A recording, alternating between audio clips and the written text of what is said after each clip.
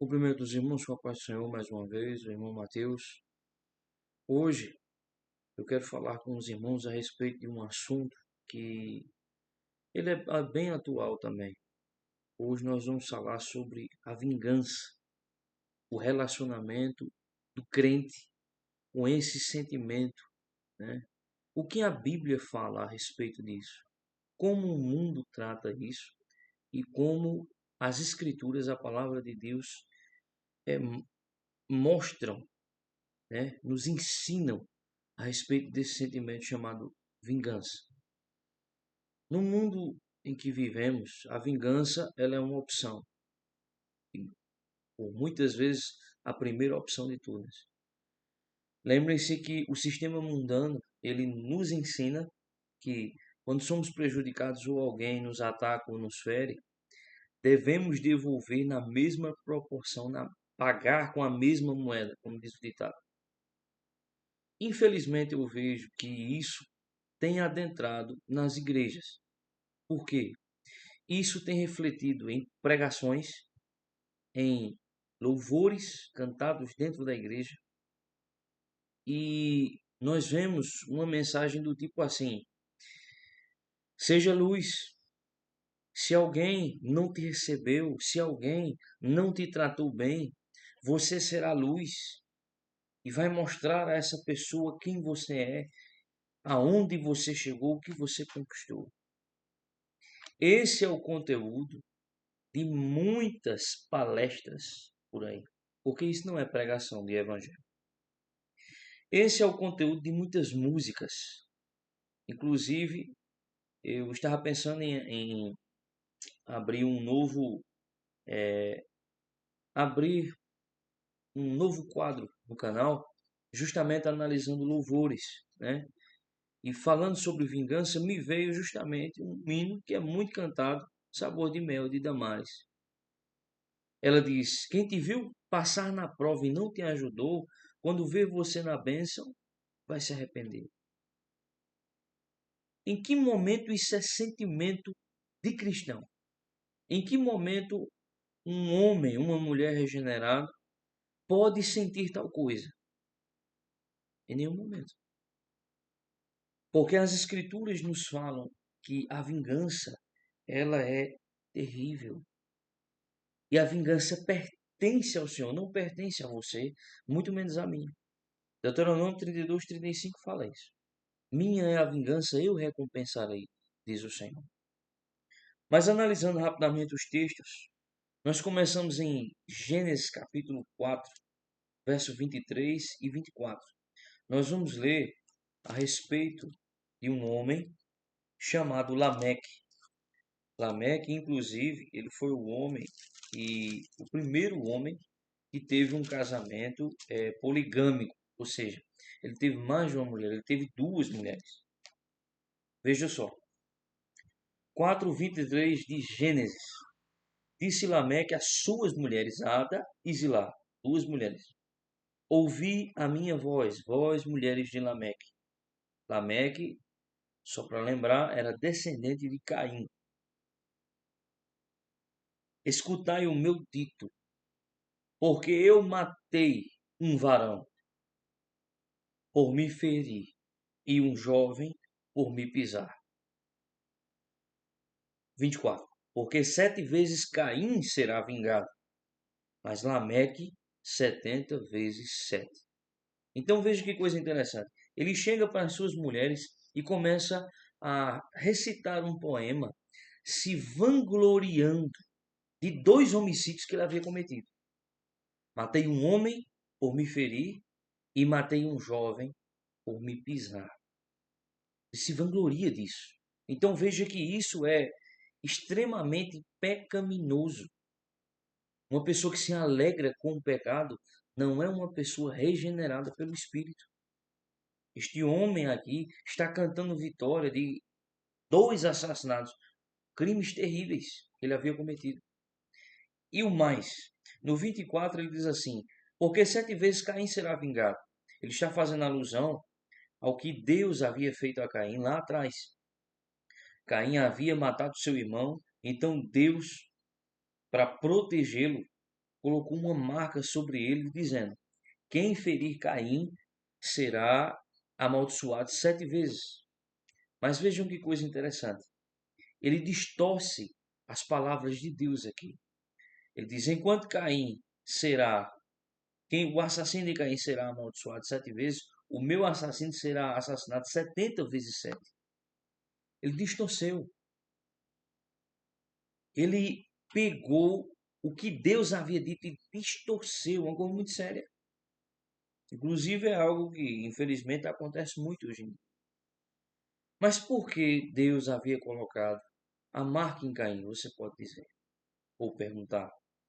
Será que foi porque Deus queria passar a mão na cabeça de Caim? Claro que não.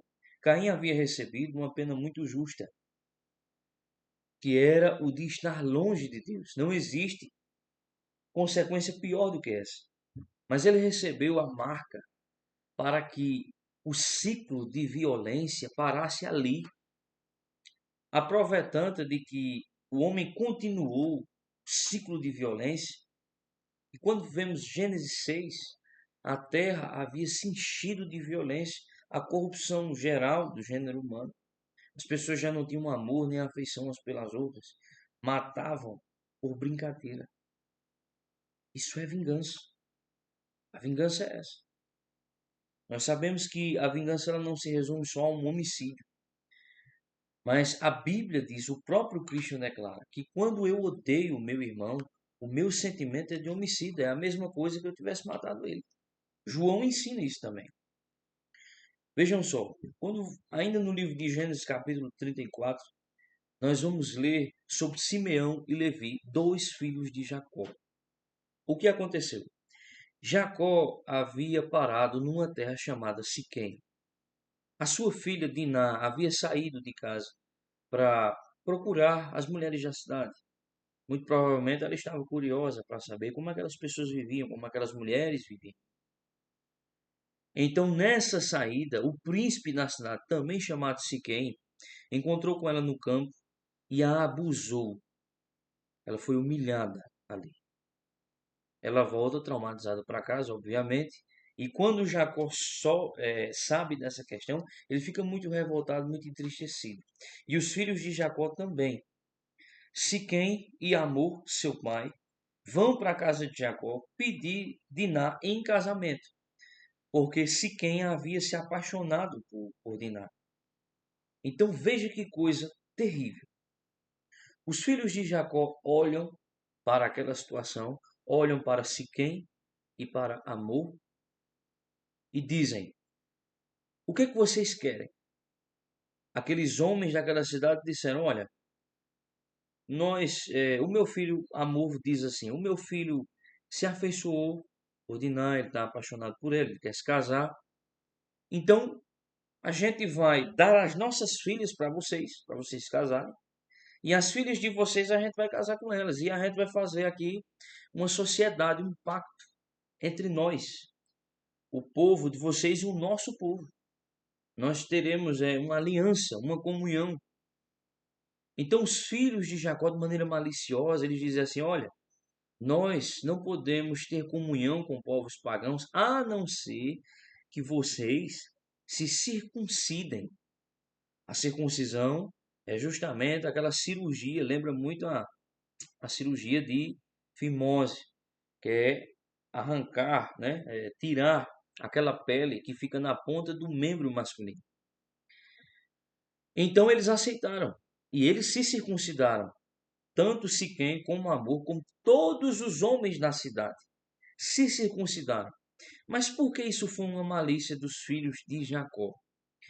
Porque o homem que se circuncidava, ele ficava num período de fraqueza muito grande. Inclusive, o terceiro dia da cirurgia de circuncisão era o terceiro dia que mais doía e era o terceiro dia em que o homem se encontrava mais debilitado. Eles arquitetaram tudo de maneira maliciosa e manipuladora para se vingar. Quando os homens de Siquém haviam se circuncidado, no terceiro dia em que todos eles estavam extremamente frágeis e fracos, Simeão e Levi se levantaram de madrugada, tomaram espadas, foram à cidade e mataram todos os homens, sem exceção.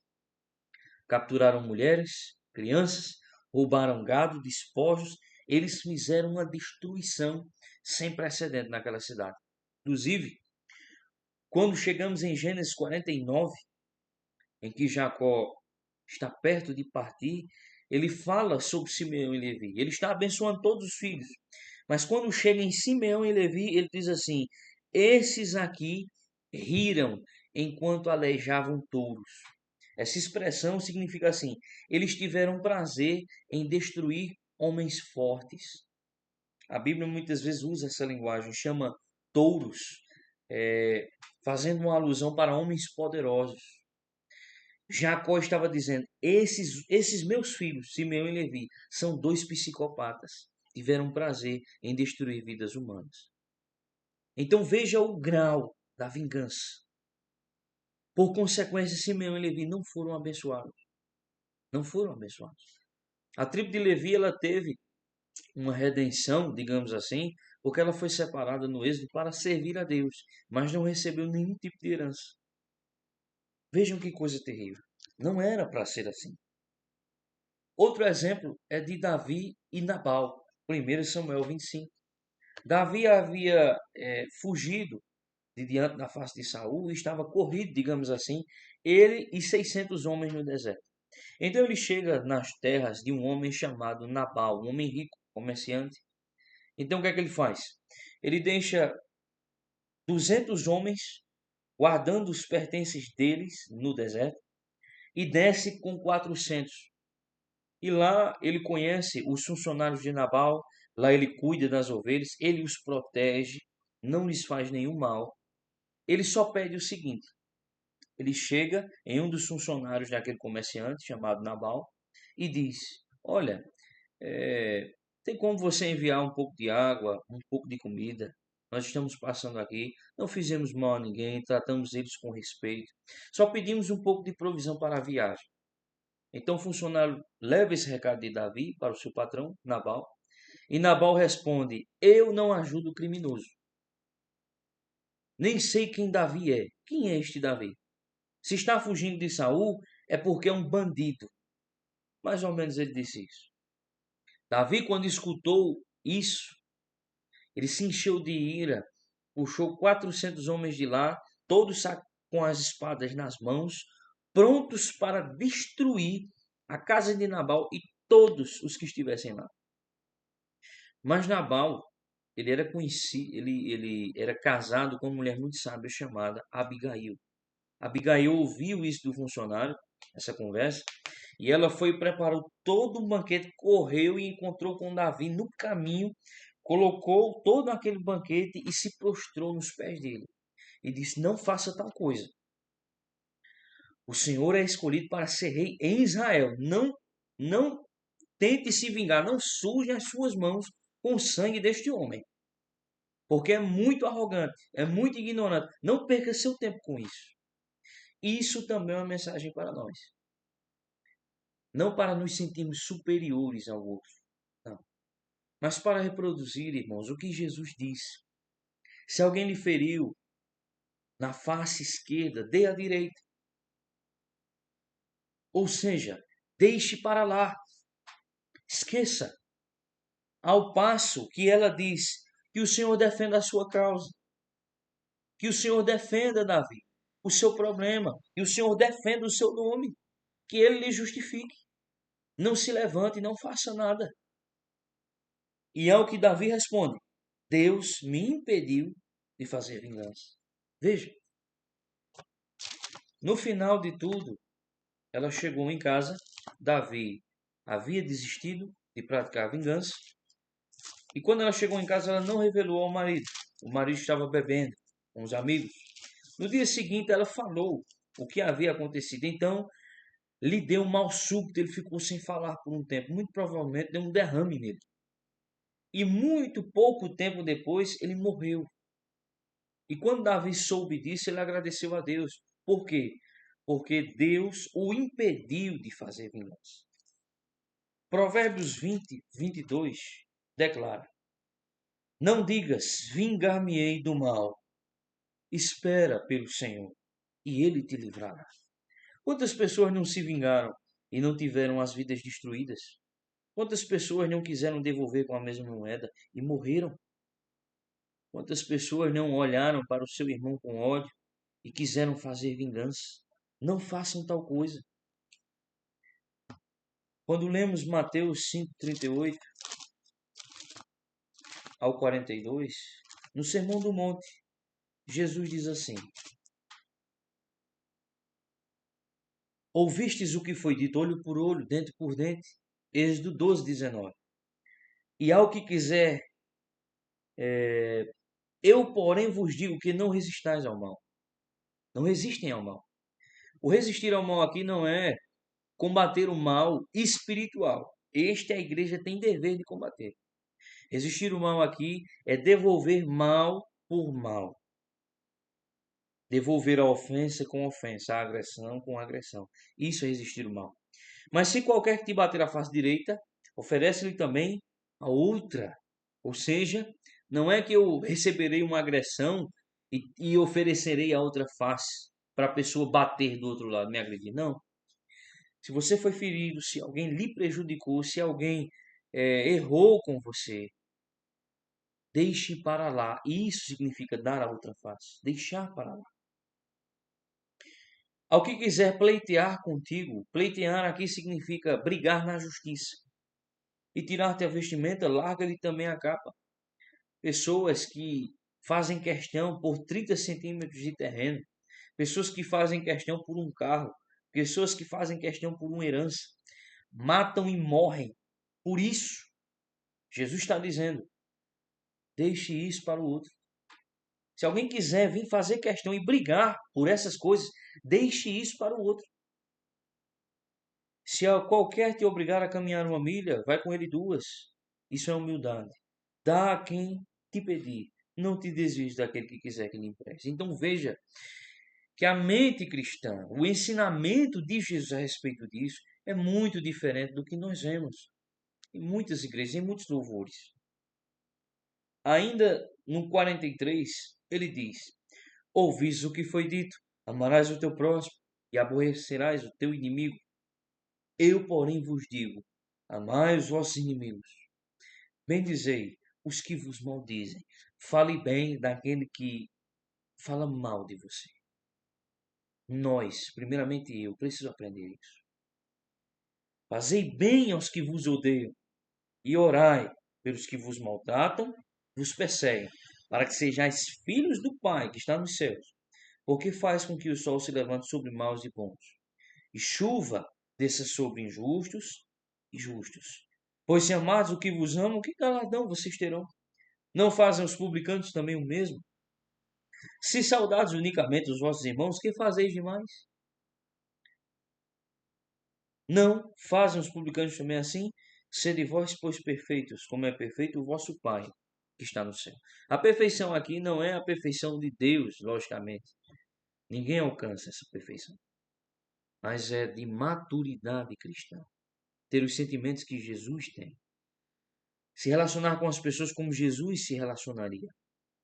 Ter paciência com as pessoas, como inclusive Jesus tem paciência com você e comigo. Para finalizar, abrimos em Romanos 12, 19. Paulo fala as mesmas palavras. Não vos vingueis a vós mesmos, amados, mas dai lugar à ira. Dar lugar à ira? Como assim? Porque está escrito: minha é a vingança, eu recompensarei, diz o Senhor. Paulo diz assim: não se vingue a você mesmo, não queira vingar-se, não queira dar o troco, sabe? Isso é uma atitude de uma pessoa que está sendo dirigida pelo ego. Mas ele diz: dá lugar à ira. Que ira? A ira de Deus. Porque está escrito: minha vingança eu recompensarei, diz o Senhor. Deuteronômio 32, 35. Se houver a necessidade de haver uma vingança, deixe nas mãos de Deus, porque Ele se vingará na medida certa. Nós, quando queremos nos vingar, nós queremos sangue derramado. Nós queremos destruir o outro, devolver na mesma proporção. A nossa vingança, ela é igual ou pior que a de Simeão e Levi. Igual ou pior. Talvez você diga, eu nunca matei ninguém. Pois é, mas você já pode ter odiado alguém. E diante de Deus, isso é a mesma coisa. Portanto, verso 20: se o teu inimigo tiver fome, deixa ele morrer de fome? Não. Dê a ele de comer. Se tiver sede, dê a ele de beber. Porque fazendo isso, amontoarás brasas de fogo sobre a sua cabeça. O que significa isso? O seu testemunho de que você é um cristão que entendeu que não precisa se vingar, mas tratar até os seus inimigos com bondade, fará as consciências deles queimarem. É isso que significa amontoar brasas de fogo aqui. Eles vão ficar matutando, perderão sono por conta da sua atitude alinhada com a palavra de Deus. Por fim, não te deixes vencer do mal, mas vence o mal com o bem. Então, meus irmãos, se vocês ouvirem esse tipo de instrução, e porque vocês vão ver, e eu vou estar lá em cima, e o povo que não gosta de mim vão me ver em evidência, e aí eles vão ter que engolir. Não. Isso é ódio disfarçado de cristianismo. Isso não é evangelho. O evangelho que eu vejo nas Escrituras foi um Deus que se fez homem, se encarnou e suportou todas as humilhações, inclusive na cruz, no seu momento de suplício, dor absurda, ele ainda intercedeu por aqueles que o rejeitaram, intercedendo por aqueles que o estavam blasfemando. Pai, perdoa-os, porque eles não sabem o que fazem. A mente cristã é essa, irmão. Você não foi chamado para se vingar. Inclusive, você não tem inimigos. Eu não tenho inimigos. Nossos inimigos, como cristãos, filhos de Deus, nascidos de novo, são as hostes espirituais da maldade. Vocês lembram que Paulo ensinou em Efésios? Não militamos, não lutamos contra carne e sangue. Nossos inimigos não são feitos de corpo físico. Seu inimigo não é seu vizinho, não é aquele seu parente que às vezes é difícil. Não é aquela pessoa que lhe prejudicou em um negócio, não é aquela pessoa que lhe ofendeu no trabalho. Seus inimigos não são eles. Nossos inimigos se chamam Satanás e os seus demônios. Que Deus abençoe, irmãos.